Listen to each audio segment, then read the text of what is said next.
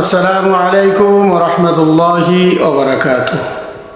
প্রিয় ভাই ও বন্ধুগণ, যারা আমাদের সাথে রয়েছেন দূরে অথবা কাছে, দেশে অথবা প্রবাসে, আপনাদের সকলকেই জানাই আন্তরিক মোবারকবাদ ও শুভেচ্ছা। প্রিয় ভাই ও বন্ধুরা আমার, ছোট ছোট আমলের মাধ্যমে অনেক সময় আমাদের জীবনের অনেক গুনাহ খাতা মাফ হয়ে যায়।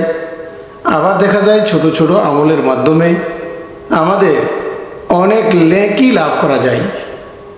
হাজার হাজার নেকি লাভ হয় ছোট ছোট আমলের মাধ্যমে।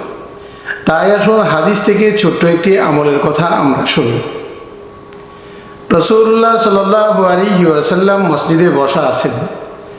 সাহাবায়ে কেরাম বলেন, আমরা রাসূলুল্লাহ সাল্লাল্লাহু আলাইহি ওয়াসাল্লামের সাথে বসা ছিলাম।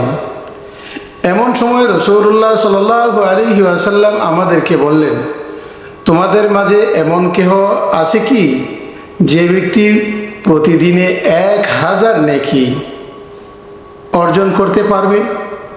সাহাবায়ে কেরাম রাদিয়াল্লাহু তাআলা আনহুম আজমাইন ওনাদের মধ্য থেকে বললেন, ইয়া রাসূলুল্লাহ, আমরা কিভাবে দিনে 1000 নেকি অর্জন করতে পারি? রাসূলুল্লাহ সাল্লাল্লাহু আলাইহি ওয়াসাল্লাম বলেন, ছোট্ট একটি আমলের মাধ্যমে তোমরা দিনে 1000 নেকি অর্জন করতে পারো। সেই আমলটি হলো, আল্লাহর নবী বলেন, প্রতিদিন যদি কোনো ব্যক্তি 100 বার সুবহানাল্লাহ পাঠ করে, যদি কোনো ব্যক্তি 100 বার সুবহানাল্লাহ পাঠ করে, রাসূলুল্লাহ সাল্লাল্লাহু আলাইহি ওয়াসাল্লাম বলেন, আমার উম্মতেরা ও আমার সাহাবীরা 100 বার সুবহানাল্লাহ পাঠ করার দ্বারা আল্লাহ রাব্বুল আলামিন তোমার আমল নামায় 1000 নেকি লিখে দেবেন। সুবহানাল্লাহ। শুধু তাই না আমার প্রিয় ভাইরা, রাসূলুল্লাহ সাল্লাল্লাহু আলাইহি ওয়াসাল্লাম বলেন, 100 বার সুবহানাল্লাহ প্রতিদিন পাঠ করলে তোমার জীবনের গুনাহসমূহ থেকে 1000 গুনাহ আল্লাহ রাব্বুল আলামিন মুছে দিবেন। সুবহানাল্লাহ। প্রিয় ভাই ও বন্ধুগণ, এই ছোট ছোট আমলগুলার মাধ্যমে আমাদের নেকি অনেক বর্ধিত হবে, আমরা অনেক লাভবান হব।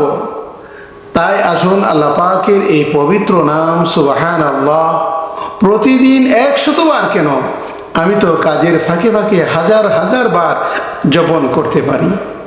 যদি কোনো ব্যক্তি এইভাবে আল্লাহ পাকের পবিত্র নাম জপন করে, আল্লাহ তাআলা তার জন্য নেকের ভান্ডার লিখতেই থাকবেন, আর তার জীবনের সমস্ত গুনাহ থেকে হাজার হাজার গুনাহ আল্লাহ তাআলা মুছে দিবেন।